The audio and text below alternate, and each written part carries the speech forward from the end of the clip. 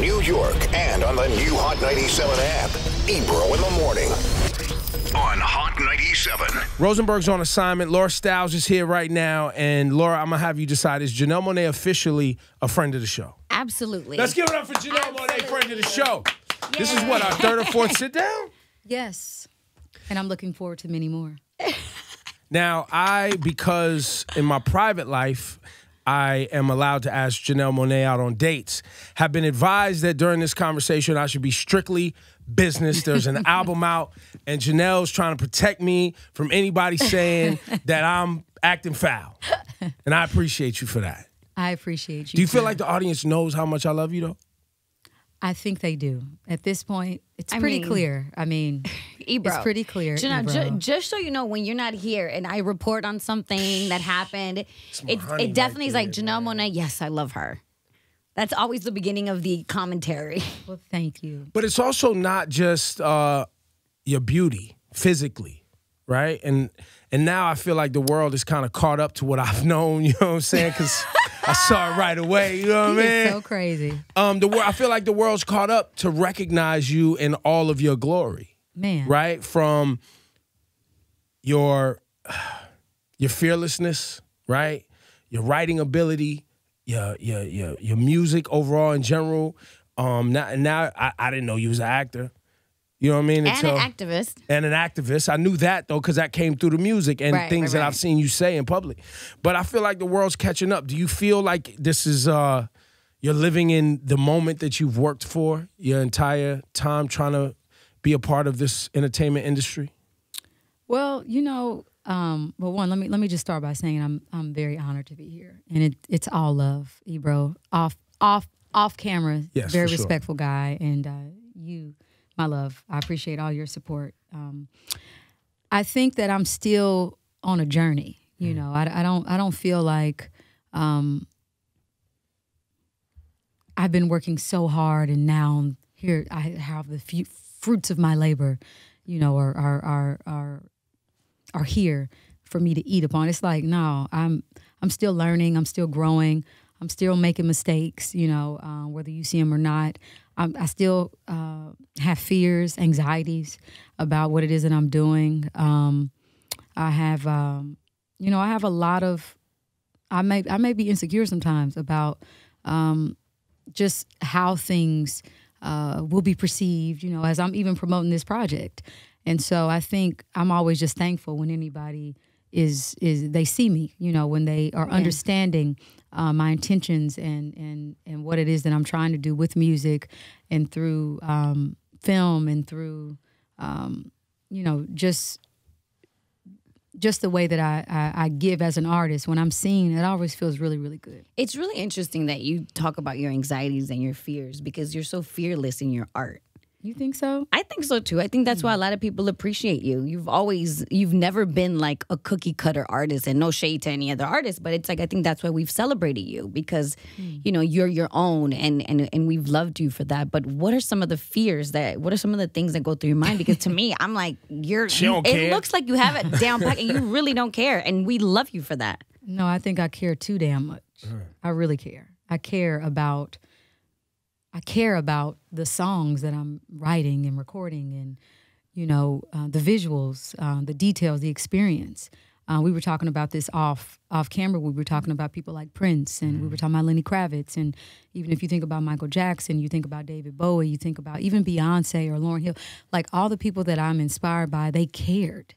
And they gave an experience that you're like, man, when I become an artist, I want to give experiences like that to people because I know what they meant to my life. I know what, you know, listening to the Miseducation of Lauryn Hill, buying it with your own hard work money felt like, watching, you know, Purple Rain, what that felt like, watching Moonwalker by Michael Jackson. Like, it's like, for me, growing up and wanting to be a part of the entertainment industry and be an artist and have a career out of it, meant that I would have to pay attention to details and things. And then it's always like, well, am I going to get it right? Is it going to be, you know, up to my standards or the standards, you know, of other people? You know, will it be judged? I care too much. Like, I care so much. This is my gift to you. Accept it. And you just want people to love it. But at the same time, I think now I'm realizing that that's just impossible. Everybody, you know, hasn't really lived your set of experiences. There'll be some people that may not understand it, or maybe they'll understand it years later. They'll say, "Okay, I understand," and that's cool. I just think that, you know, I have to give without expectations. I think it's interesting too, right? Because you are an artist and a Black woman who has challenged conventional boxes, right?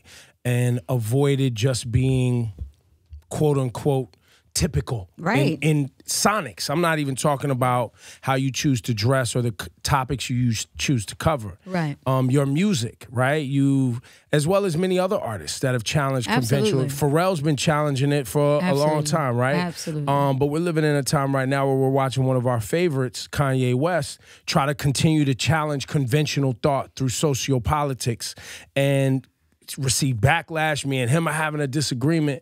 I would love to hear from you on your it feels like your path is one of love without being condescending. And how do you maintain not getting frustrated when you know you can see the path and you can lead people there, but they're just not getting it yet? How have you dealt with people not being able to consume or understand what you're trying to convey? Well, I try to one, be a great communicator, you know, and I have to, if people are not understanding, if the number of people are not understanding what it is that I'm conveying, I do need to criticize myself. I need to say, am I communicating to the best of my ability? If I'm coming from love and somebody thinks that I'm being divisive, or I'm supporting oppressive thoughts and saying that I'm leading with love, or supporting, you know, free thinking, and I'm also supporting those free thinkers who are oppressive, I have to check that. I have to say, okay, am I being clear on my intentions? How can I better say this? So that's one. Like, I don't think that I'm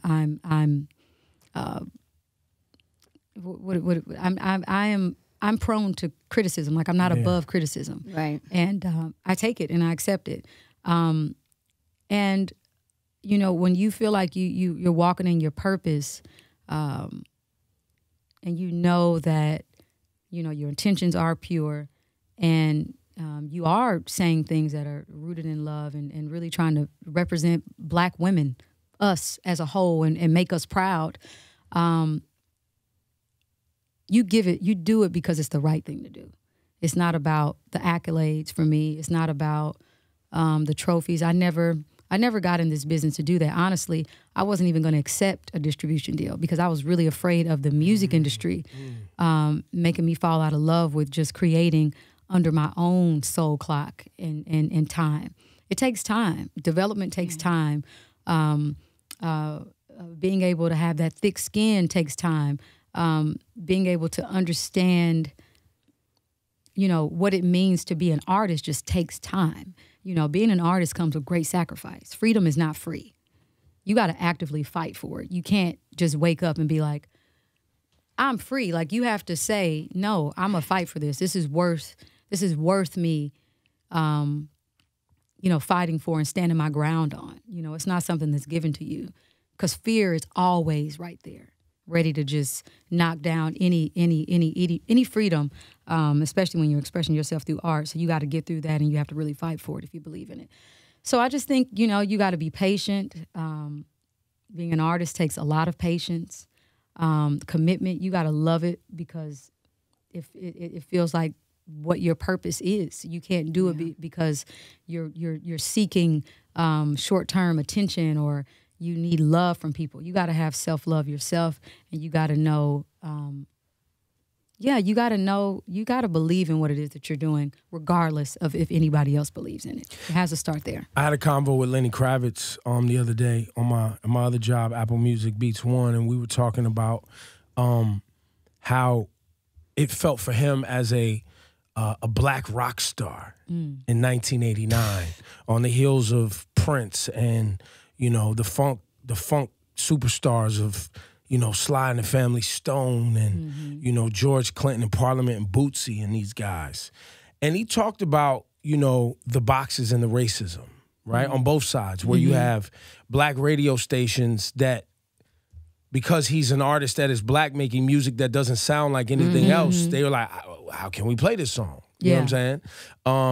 And on the other side, rock radio stations not playing black artists, even though he's making rock records. Right. Yeah. You know? I want to challenge the audience right now because I always have questioned why more mainstream and pop radio stations haven't played Janelle Monáe, even though you make great pop sounding records. And you don't have to say anything. We don't have to get into that. There's an album coming out. You know what I'm saying? Let's see where this one goes.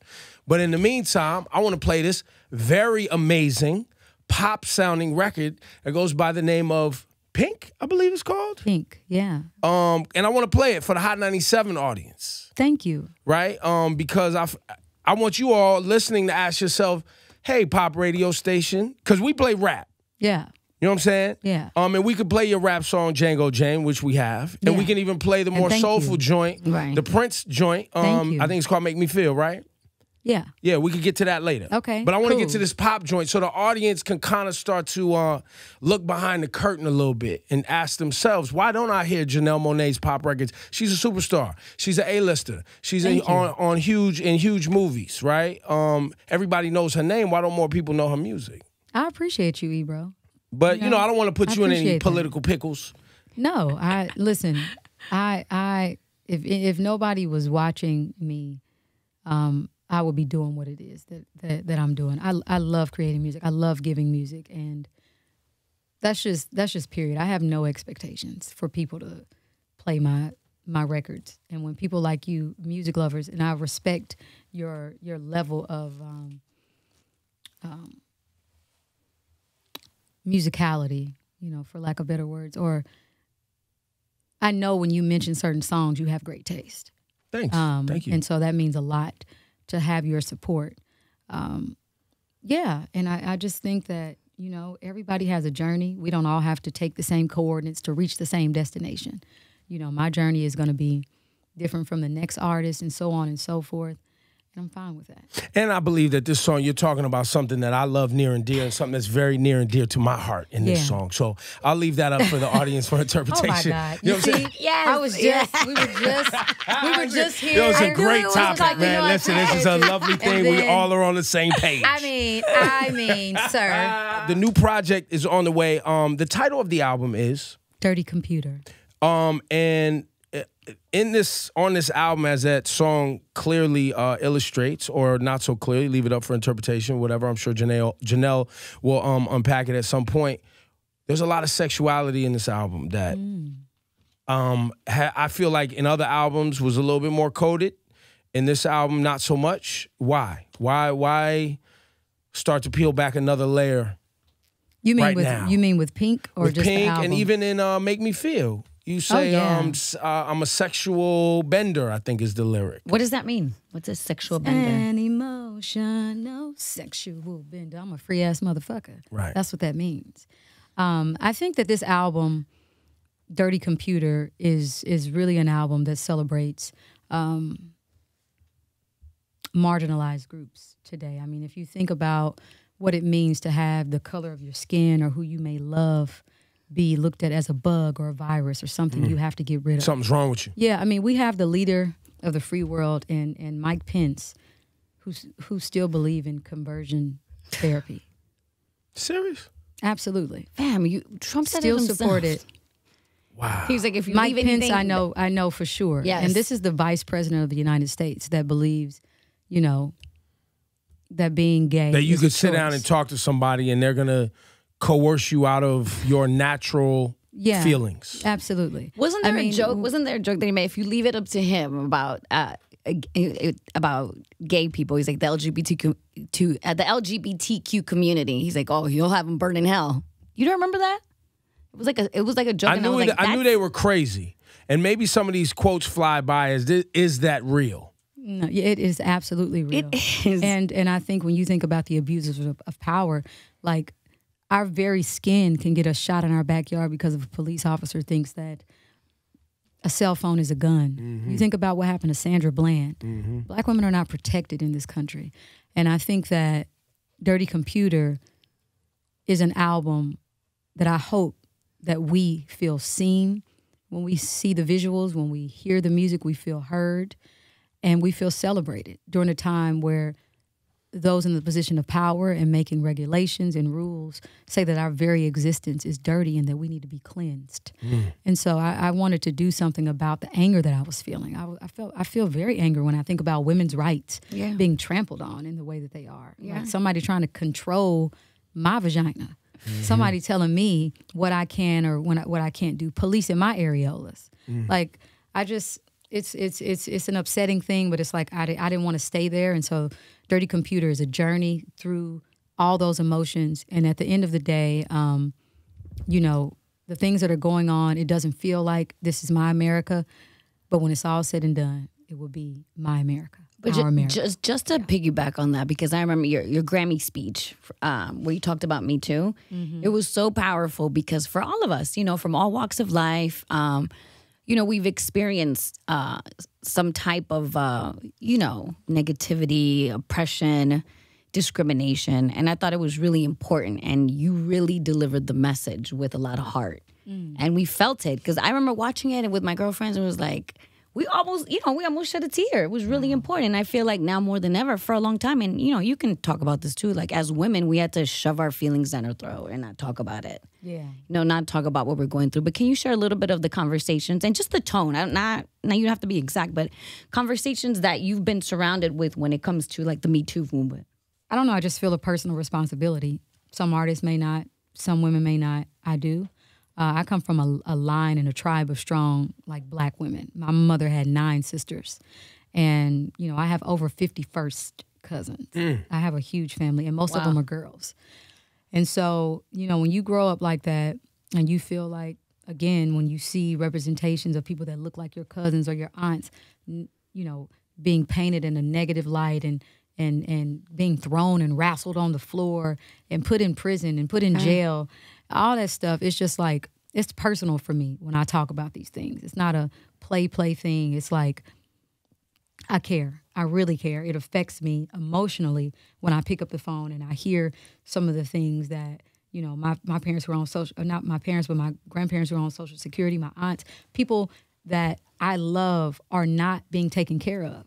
Like, that's an issue for me. Because I got to take care of them too. That's right. Right. For real. Like, then it, you know, which I have no problem with. But, you know, this country was built off the blood and sweat and tears of our ancestors. That's right. You know, we built the White House. We built all this shit. And so for me, when I think about women and women's rights, it's personal.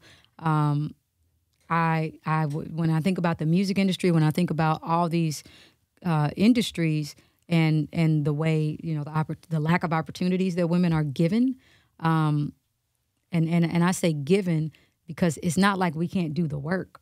It's just we need the opportunity. You know, we're there. We can compete at a high level. We have ideas and all those things. When I think about just the culture that perpetuates the sexual harassment, the rape culture, all that, I said it on stage. We have the power to shape culture, and we also have the power to undo the culture that does not serve us well.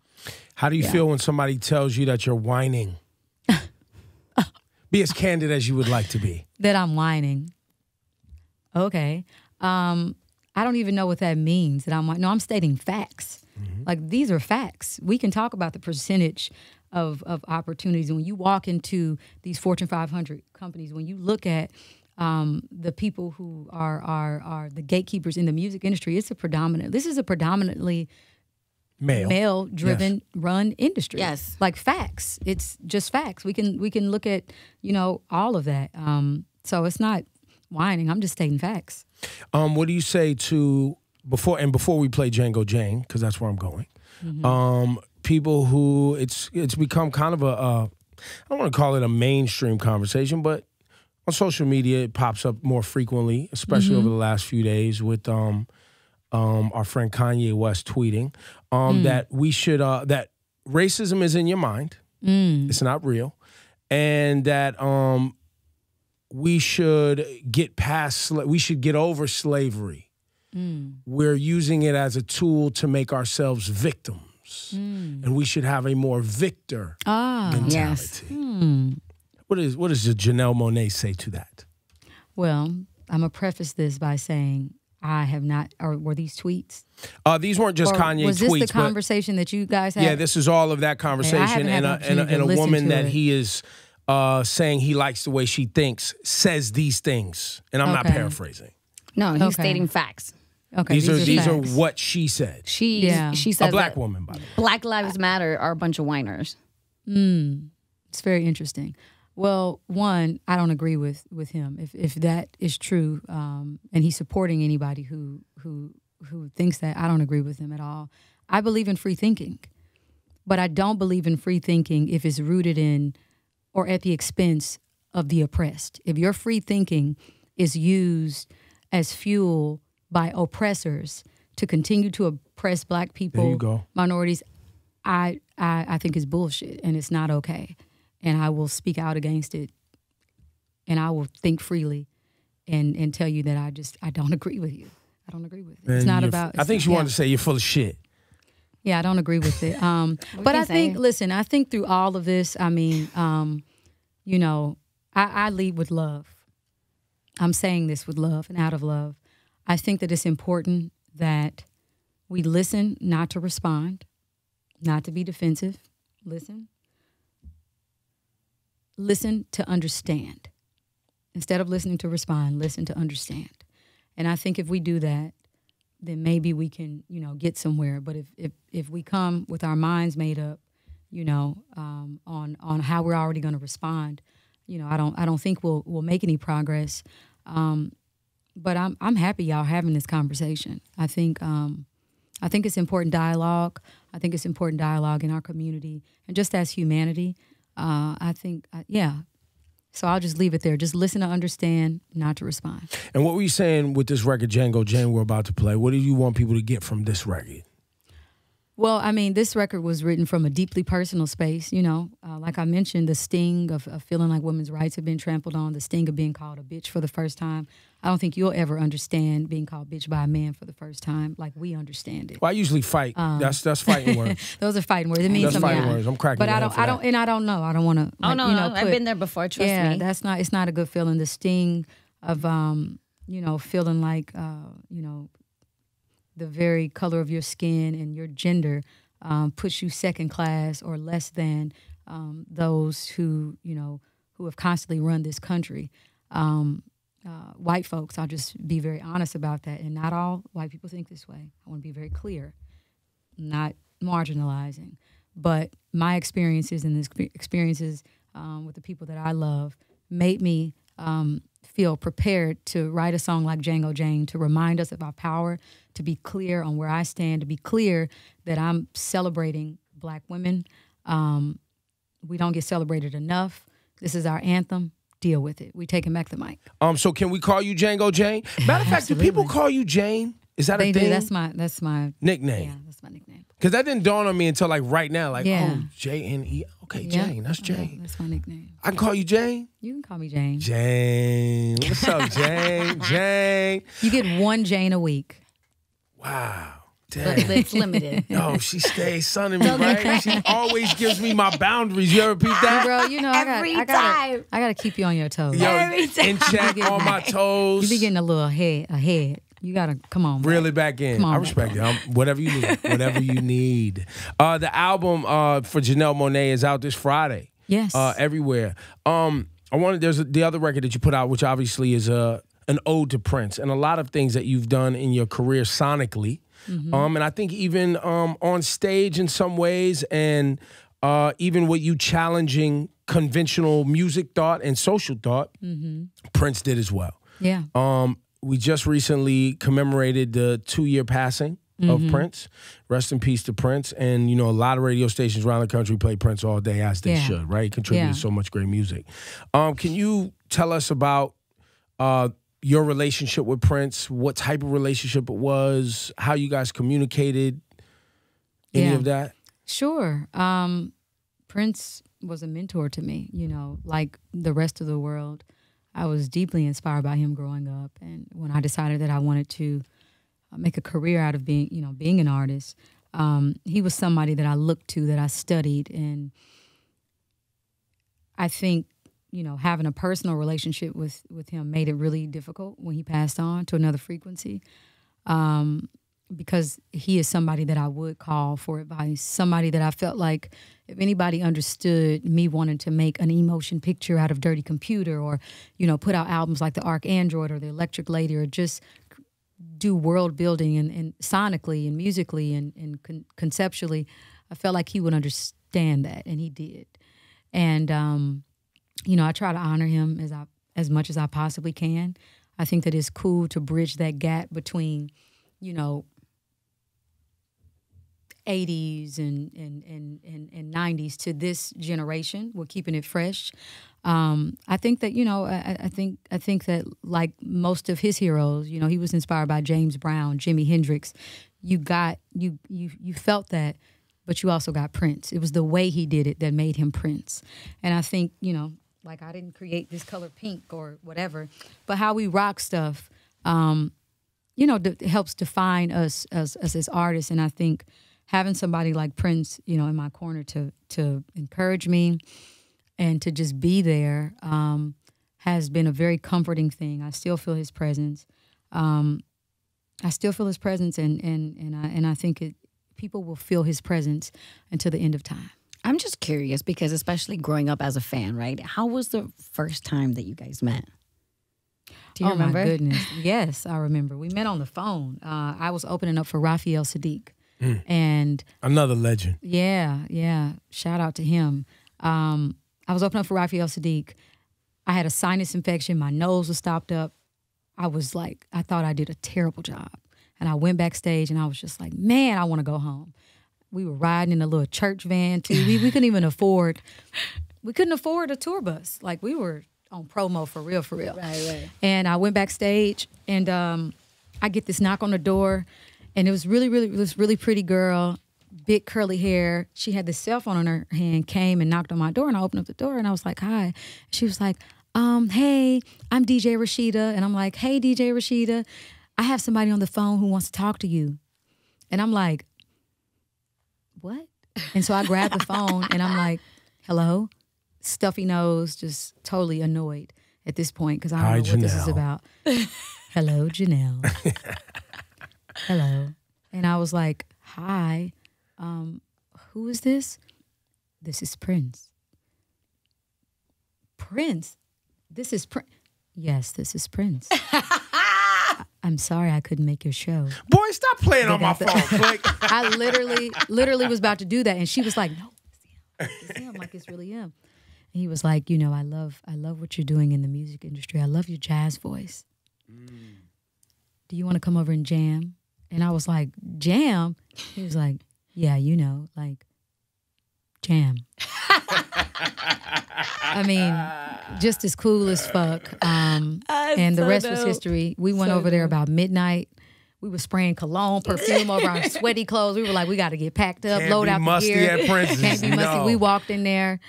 And it's so cool thinking about this. When we walked in, he saw us because we were all in black and white. I had on my tuxedo. The band was in black and white. Like we came in like a crew. It was like 12 of us. And he made the whole band go change. What do you mean? Because they was musty. Meaning, well, they wasn't musty, but they just had, like, they were kind of in rehearsal stuff. And this is how cool, like, how smooth he is. I didn't even know he did that until somebody was like, yo, like, they came back downstage with silk on, and he had changed his outfit. And he was like, yeah, y'all just look too clean. And, like, he was just one of those type of people where if he was like, oh, you're not going to upstage me. You're not going to come to my castle and palace. And that was just one of the funniest stories. We played pool that night. We stayed up from about 11. Y'all play basketball? Night. We didn't play basketball. Did he make pancakes? I have had pancakes. Yeah. That is true. But man, I have so many amazing stories that I just hold dear. Some of them I don't, share, obviously, out of respect, for him. But I mean, when I tell you, he never let his mystery get in the way of his mentorship. And the biggest thing, that the most inspiring thing wasn't how just an amazing performer and artist he was. It was that he gave. He gave quietly. I was just about to say that. He didn't want people to know what he contributed. That's why I haven't been able to really speak openly. He's not that type of person. He doesn't want and not even anybody that, but like to even to deeper, know what he's where done. he would show up in town, right? And if you were a part of the Prince greater music network, right? You would get the call, Prince having a party after the concert. Yeah. And you show up at whatever club he decided to take over. Yeah. 1 a.m, he would show up, might be with Shaka Khan, might be with whoever. Yeah. Hit the stage and go till 4 or 5 o'clock in the morning. And might be 300 people there and everybody partying and have a good time. He would do that city after city, night after night, year after year after year for decades. Man, and it's just there will never be another Prince. There will never be anybody who cared like that much for the craft. Like he literally, to me, just gave his life for this art. And for me, I'm just like, I have to do everything I can with the projects that I put out, because when you know somebody opened up that many doors for you and for artists like you to be free and express yourself freely through your art and through your music and through film and all that, you just don't want to let them down. You know, I don't want to think that. I just don't. I don't want to ever feel like, you know, my heroes are looking at me sideways with and I'm not even saying that I wasn't passed any torch. I'm not one of those artists like he passed me the torch. I'm not that person. I'm saying that there are a lot of people who open up doors for Black artists to be as creative and free as fuck. And and also artists who used their songs to uplift and inspire and encourage and celebrate Black people. Like he was all about us owning, all about us, coming together and collaborating and creating, and just really taking care of each other, taking care of our communities. And, you know, I will say that he has encouraged me and inspired me wholeheartedly to continue to do all I can for our community. Let's play this. It's Make Me Feel, right? Yep, Make Me Feel. And the album Dirty Computer is out Friday. Janelle, I love you. I got through an entire interview without flirting, over flirting. I want to pat my own self on the back. You had some little flare-ups, but we got you. Well, we got you love down. you. I love you too. Thank you. I gotta let the savage breathe a little. No, I'm just playing. Janelle, we love you, okay? Thank you so much. Y'all pick up that Dirty Computer, Janelle and watch Monáe. The film, yes. too. Oh, now tell me real quick. Yeah. You said an emotion picture. Yeah, but people will call it a visual album. They'll say short film, and that's fine, but I call it an emotion picture. Yeah. Because it starts here, it starts with my emotions, and it's just over 45 minutes of visuals that deal with the concept that is Dirty Computer is set in the near future. We worked our asses off on it. It's an experience, and I think you should watch it before you even listen to the album. Really? I think it's one of those. I'm gonna do that. Watch it before you listen to the album, I would say. But if you don't, that's cool too. Listen to the album. It's all out this Friday. I want to say BET is airing it. A shorter version of it. Okay. I call it the clean version. The dirty version will be online. That's the one I'm going for. You know, but watch it. It's comes on at midnight going into the 27th. And so you can watch that on BET, and then MTV on the 27th at like 8, whatever time TRL comes on. Okay. We're taking Dirty Computers, the emotion picture is taking over TRL. That's dope. So watch it on both those, and you can get it online. I love y'all. Hope y'all appreciate it. Any movies coming up you want to put us on to? I am. I'm in a movie, a Robert Zemeckis film. Robert Zemeckis is one of my favorite directors. He did Castaway, Forrest Gump, wrote on Back to the Future. Just a really, really incredible guy. And I'm a part of, it's untitled right now. But it's a story that touched me like Moonlight and Hidden Figures. Wow. It really did. Yep. It's a deeply inspiring and important story and super creative. And they're using like this new technology. Because what y'all did with Hidden Figures, I mean, I feel like it changed math for young Black girls. Like it changed the way people look at a lot of things. And I know educators all around the country that were trying to inspire students with math and science. Like that is the film. Yeah. Now. Yeah, like, absolutely. And that story wasn't being shared regularly. Those women were not being celebrated. No, not at all. If we didn't do that movie, I think it would have probably reached the science community, the STEM community, NASA. They would have probably known about those women, but we wouldn't have known. I had no idea about. Neither did I. You know, Black women and women in particular were responsible for getting John Glenn, the first American astronaut, into space because of their calculations. If they were off by 1 decimal, he wasn't gonna make. He wouldn't have made it. What's the young lady that we had up, the astrophysicist, the black woman that came up here? Oh, Shonda. Shonda. Oh, cool. Preston Scott. Yes, Yeah. we follow her on social media, and around the time the film was coming out, I was like, wait, we got to get some real life and black women astrophysicists up She's here. one of the very few black women in STEM, and she shared incredible knowledge with us, like really. And even talked about the boundary. I mean, the obstacles and boundaries and the racism that takes place in a knowledgeable science community. Like, you see these people as educated and you see these people as enlightened, and you still deal with, this racism and this oppression of women and of women. Yeah, double. It's double. Yeah. It's a thing. But listen, we are banding together right now. You feel women coming together. Yeah. You feel in all of the different areas of education and entertainment. Like, people are 2018 people are on alert. Yes. Especially men, and I think it's going to be important that men have conversations amongst each other. Oh, absolutely. I mean, I want to be solutions oriented. I think that it's important that y'all talk, because you guys are in the rooms and hearing this unacceptable behavior. Like, it starts there, and I know it may be uncomfortable, but I think it starts with y'all checking each other. You'd be surprised. It's not a universal convo, right? Yeah. Like, when they was running that whole "this is locker room talk," I was like, I've been in locker rooms my whole life.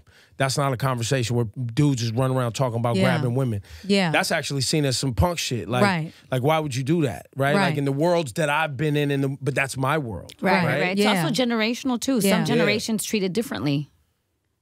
Yeah. Listen, it's a great time, I think what I'm saying is that conversations have been had where people are like, man, I've talked to men and been like, man, yes, I wish I would have, I should have said something. Right. Yes, or they feel guilty because they didn't. Yeah. And I don't think it's all men either. There's some good. But by the way, everybody's not as like a man, I'm cool with it falling on everybody's shoulders to have that responsibility, right? Yeah. Like, if you're a man and you're feeling like, the world, we need to hold that for a little bit. Ain't nothing wrong with that. Because if you're not one of those people, then you shouldn't feel like it applies to you. But what does apply to you is the responsibility to be a leader of the conversation. Absolutely. And I think it's just a human rights thing. Like, women's rights are human rights. That's just right. do it. Not even because, I have a daughter. So, no, man. It's just, it's wrong. And I think we're feeling that. So I'm hopeful that we'll continue to have conversations, honest conversations, leading from love,